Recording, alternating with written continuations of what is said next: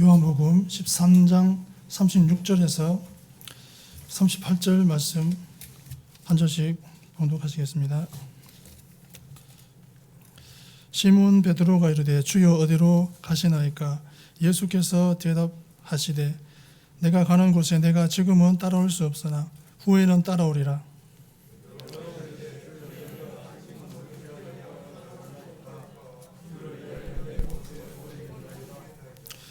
예수께서 대답하시되 내가 나를 위하여 내 목숨을 버리겠느냐? 내가 진실로 내게 이르노니 다 굴기 전에 내가 3번 나를 부인하리라. 아멘.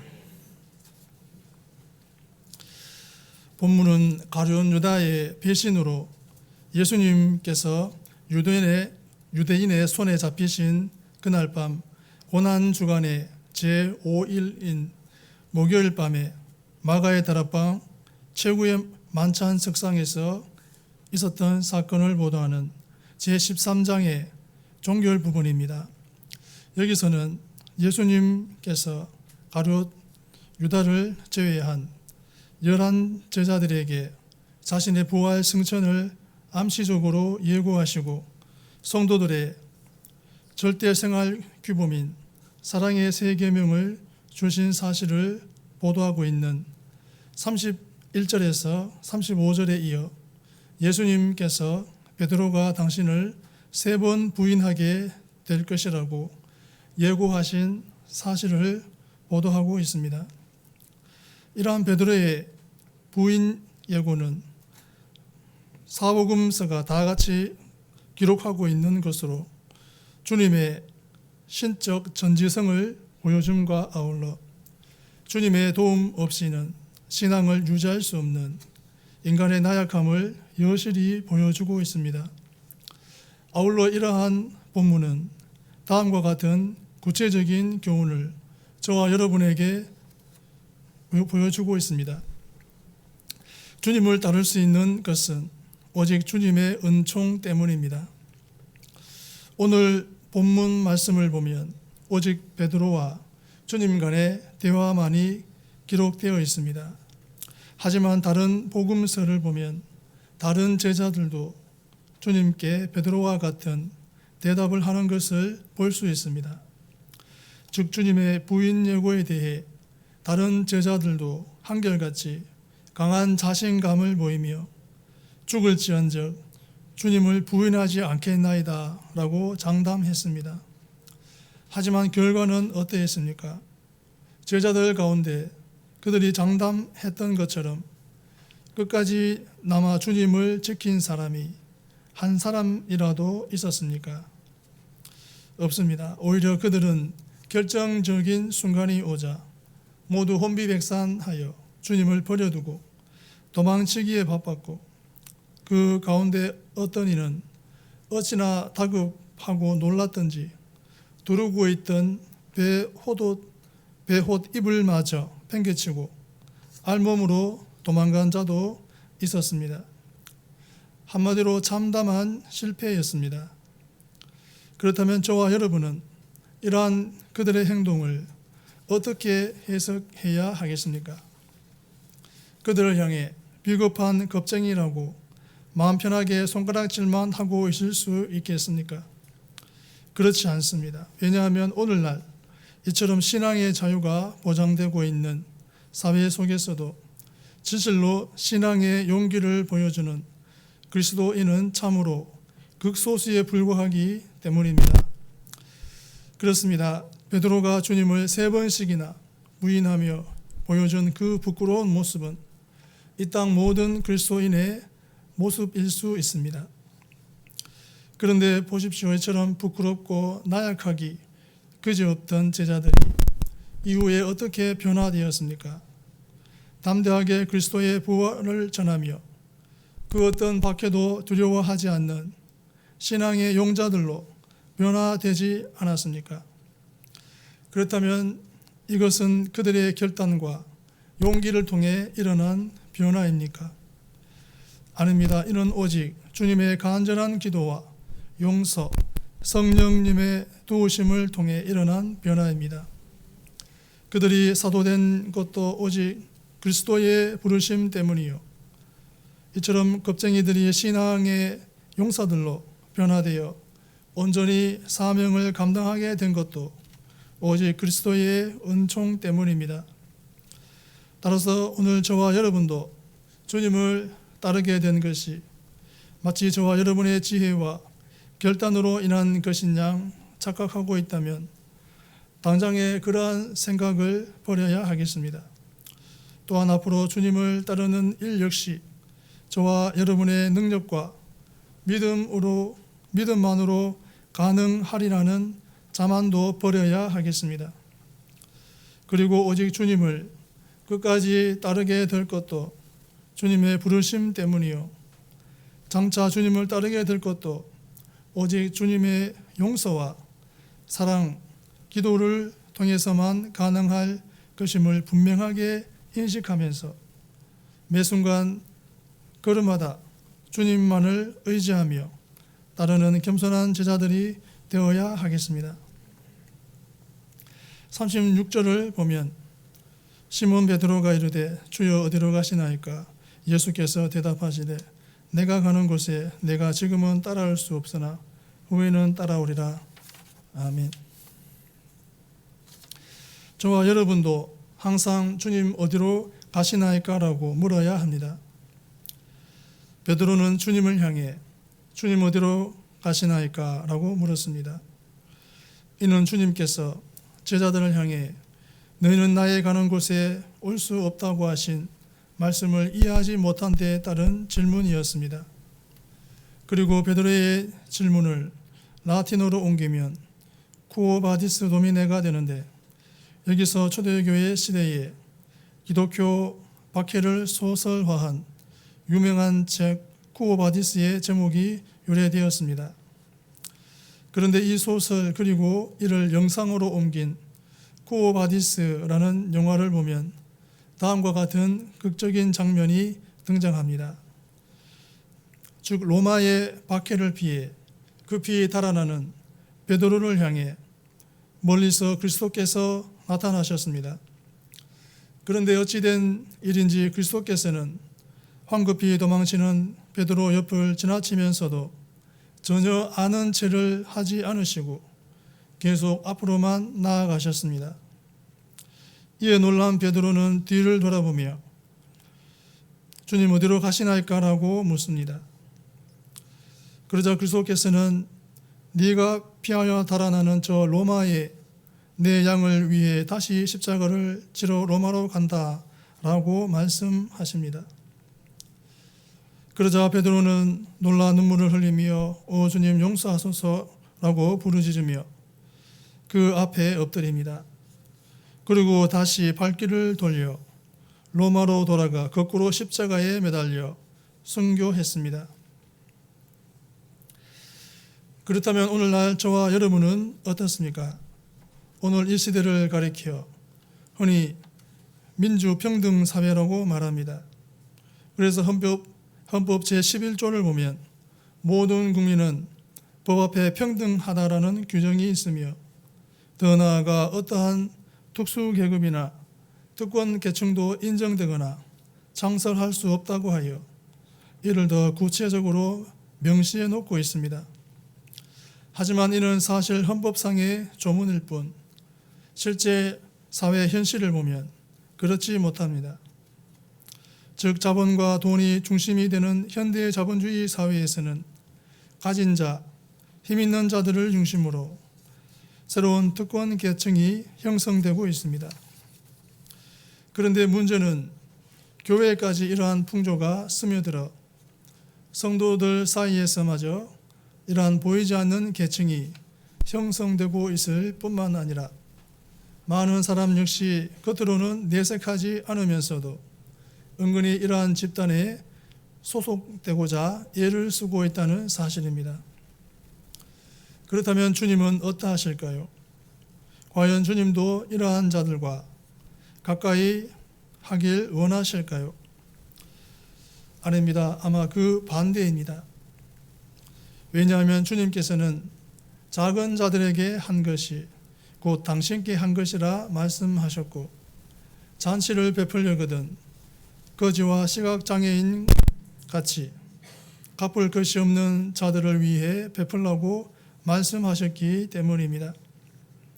그러므로 그리스도의 제자로서 그리스도를 따른다고 말하는 성도님들은 오늘날 이러한 시대 속에서 과연 주님께서는 어느 곳을 향하여 가시는지 끊임없이 물어야 하겠습니다. 그리하여 비단 옷을 입고 진수성찬에 앉은 자들을 향해 발걸음을 옮길 것이 아니라 이처럼 낮고 천한 자들을 향해 나아가시는 주님의 뒤를 언제나 쫓는 자들이 되어야 하겠습니다.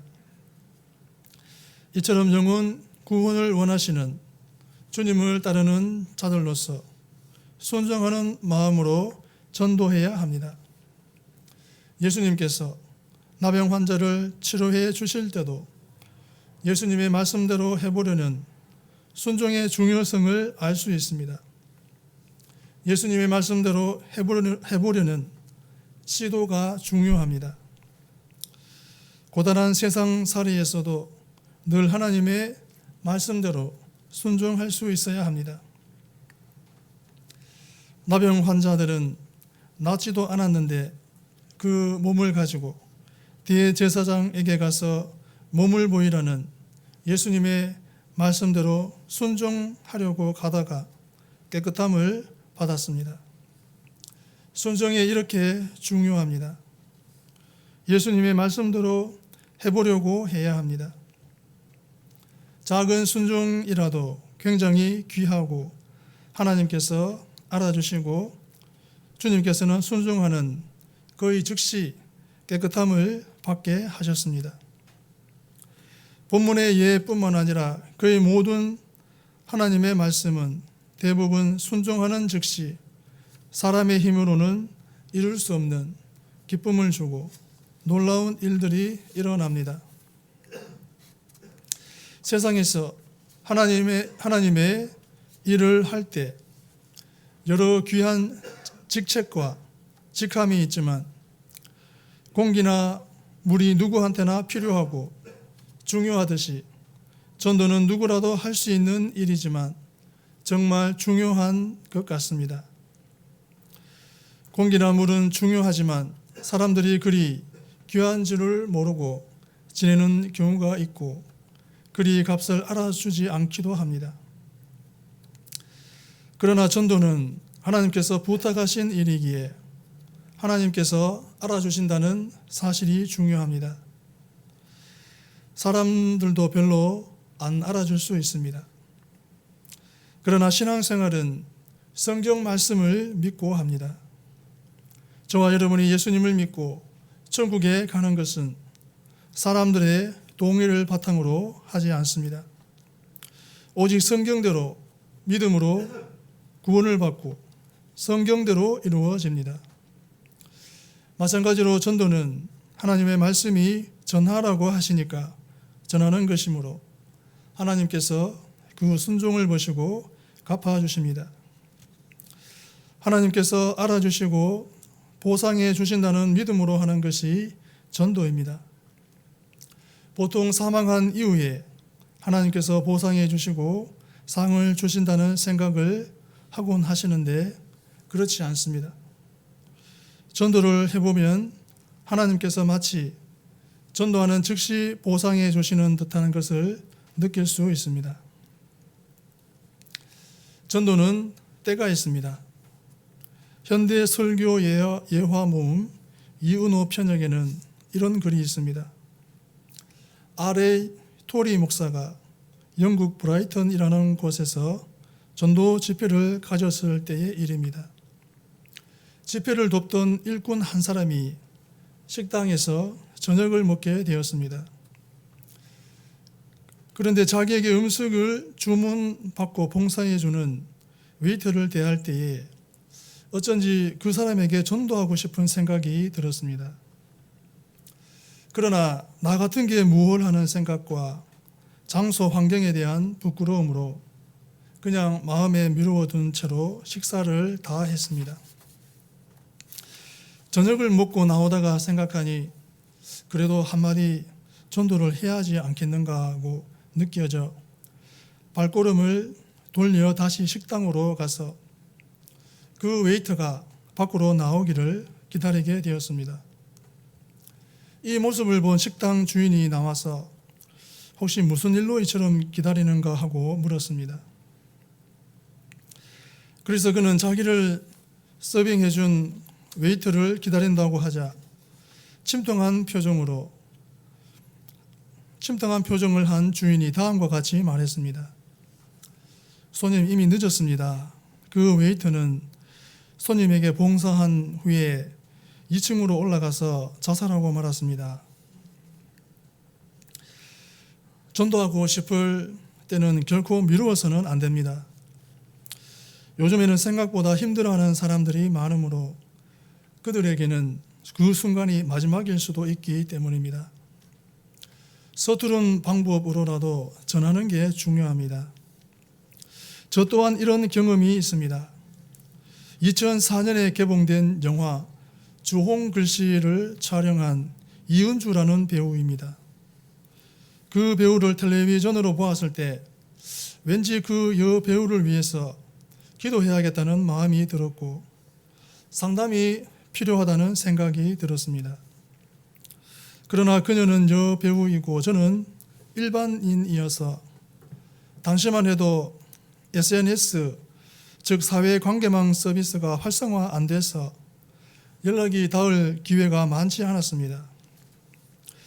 그러던 중 뉴스에서 이은주 씨가 자살했다는 소식을 듣고서는 그때 저의 느낌이 맞았다는 생각이 들어서 지금도 기억을 하고 있습니다. 그 일을 계기로 전도는 미루어서는 안 되고 생각이 들 때, 마음에 들 때 꼭 해야 한다는 생각을 가지게 되었습니다. 개인적으로 참 안타깝게 생각되었고 그녀의 장례식에 십자가가 있는 것을 보고 성도들을 평소 잘 살펴야겠다는 생각이 들기도 했습니다. 성경에 무슨 말씀이든지 그렇듯이 순종해본 사람만이 알 수 있습니다. 그래서 고기도 먹어본 사람이 먹는다는 말이 있듯이 전도도 해본 사람이 하는 것이 전도입니다. 37절과 38절을 보면 베드로가 이르되 주여 내가 지금은 어찌하여 따라갈 수 없나이까 주를 위하여 내 목숨을 버리겠나이다. 예수께서 대답하시되 내가 나를 위하여 내 목숨을 버리겠느냐 내가 진실로 진실로 네게 이르노니 닭 울기 전에 내가 3번 나를 부인하리라. 아멘. 주님은 성도의 약점을 전부 알고 계십니다. 37절과 38절은 주님께 베드로의 부인 예고를 기록하고 있습니다. 이를 보면 스스로에 대해 인간이 얼마나 무지한지 또한 이에 반해 주님은 저와 여러분에 대해 얼마나 깊고 정확하게 알고 계시는지 극명하게 알 수 있습니다. 먼저 47절을 보면 내가 지금은 따라올 수 없다라고 분명히 말씀하시는 주님께 베드로는 목숨까지 바쳐서라도 따르겠노라고 장담하였습니다. 이러한 베드로의 장담은 만용에서 비롯되었다 할지라도 베드로의 처지에서 보면 완전히 허장성세만은 아닙니다. 왜냐하면 그는 주님께서 그를 처음 부르셨을 당시 자신의 생계 수단인 그물을 비롯해 모든 것을 버리고 주님을 쫓았던 사람이기 때문입니다. 따라서 지금 그는 과거의 모든 것을 버리고 주님을 쫓았던 자신이 어찌하여 앞으로는 따를 수 없느냐고 물으며 강한 자신감을 보입니다. 하지만 이에 대한 주님의 답변은 전혀 달랐습니다. 즉 주님께서는 당신을 따르는 데 대하여 강한 자신감을 보이는 베드로를 향해 칭찬하시는 대신 오히려 그의 말과는 반대로 정작 그 순간이 오면 그가 3번이나 당신을 부인하리라고 말씀하셨습니다. 참으로 베드로에게는 충격적인 말씀이 아닐 수 없습니다. 이러한 주님의 말씀은 베드로의 충정을 무시해서 하신 말씀이 아니었습니다. 그는 다만 그 누구보다 베드로의 인간적 연약함을 알고 계셨기에, 또한 미래를 내다보시는 통찰력이 있으셨기에 이를 환기하고자 이처럼 미리 말씀하셨습니다. 그렇다면 이러한 대화가 의미하는 것은 무엇일까요? 이 땅에 살아가는 대부분 사람은 자신에 대해서 자기가 가장 잘한다고 믿는 경향이 있습니다. 그뿐만 아니라 자기와 같이 강하고 똑똑한 사람도 달리 없다는 일종의 자만과 도취에 빠져 있는 경우도 허다합니다. 그러나 이는 영국의 물리학자 스티븐 호킹의 말처럼 마치 밤돌 속에 앉아 있으면서도 천하의 중심에 앉아 있다고 착각하는 것과 별반 다르지 않습니다. 그렇기에 친히 흙으로 인간을 지으심으로 인간이 얼마나 연약한 존재인가를 아실 뿐만 아니라 다가올 십자가 사건이 얼마나 두려운 사건인가를 누구보다 분명하게 인식하고 계셨던 주님께서는 이처럼 호언장담하는 베드로를 향해 질책하시는 대신 그의 연약함을 일깨워 주시고 또한 그를 위해 간절하게 기도하셨습니다. 따라서 주님 앞에 나아갈 때 결코 저와 여러분의 의나 자랑거리를 내세우려 해서는 안 되겠습니다. 또한 연약하고 부끄러운 점을 감추려 해서도 안 되겠습니다. 다만 저와 여러분의 모든 것을 솔직하게 내어놓고 주님의 은총을 간구하는 겸손한 모습을 보이도록 해야 하겠습니다. 그래야 할 때 저와 여러분의 모든 연약함과 부족함을 아시는 주님께서 저와 여러분의 약함을 보충해 주시고 부끄러운 점을 가려주심으로 날마다 새롭고 강한 존재로 변화되는 은총을 내려주십니다. 여러분, 오늘 본문을 보면 베드로는 자신의 과거의 모든 것을 버리고 그리스도를 쫓았다는 그 사실 하나만을 믿으며 자신의 힘으로 주님을 끝까지 따르겠노라고 호언장담하였습니다. 하지만 누구보다도 그의 연약함을 잘 아시는 주님께서는 그가 얼마나 연약한 존재인지를 자상하게 일깨워 주시며 오히려 그의 믿음이 떨어지지 않기를 기도하셨습니다. 따라서 이러한 베드로의 모습을 통해 저와 여러분 역시 얼마나 연약한 존재인지 다시 한번 분명하게 인식하며 날마다 저와 여러분의 연약함을 붙잡아 주시는 주님의 은혜를 통해 주어진 사명을 감당하며 주님의 뒤를 따르는 겸손한 자들이 되어야 하겠습니다. 주님을 따를 수 있는 것은 오직 주님의 은총 때문입니다. 저와 여러분도 항상 주님 어디로 가시나이까라고 물어야 합니다. 순종하는 마음으로 전도해야 합니다. 전도는 때가 있습니다. 주님은 성도의 약점을 전부 알고 계십니다. 기도하시겠습니다. 주님, 모든 것을 아시는 그 주님을 온전히 믿고 따르며